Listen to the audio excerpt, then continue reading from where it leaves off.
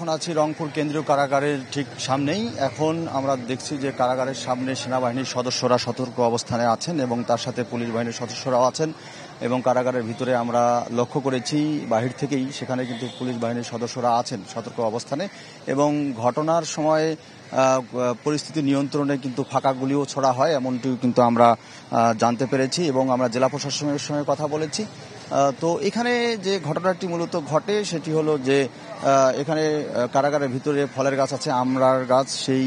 আমড়া ফলকে পাড়া কেন্দ্র করে সেটা নিয়ে কিন্তু প্রথমে কথা কাটাকাটি হয়, তারপরে দ্বন্দ্বের সৃষ্টি হয়, তারপরে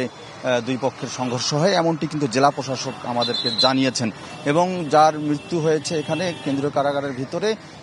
সেই মরদেহ কিন্তু রংপুর মেডিকেল কলেজ হাসপাতালে মর্গে নিয়ে যাওয়া হয়েছে এবং আমরা যতটুকু জানতে পেরেছি সেটি হচ্ছে যে রংপুরের পীরগঞ্জের এক কয়েদি বাদশা নামের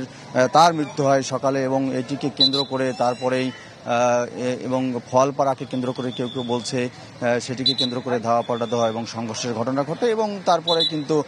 সেনাবাহিনীর সদস্যরা পুলিশ বাহিনীর সদস্যরা এখানে আসেন, ফাঁকা গুলি ছোড়েন এবং পরিস্থিতি নিয়ন্ত্রণে নিয়ে আসেন এবং এখন আমরা যেটি দেখছি সেটি হচ্ছে যে পুরো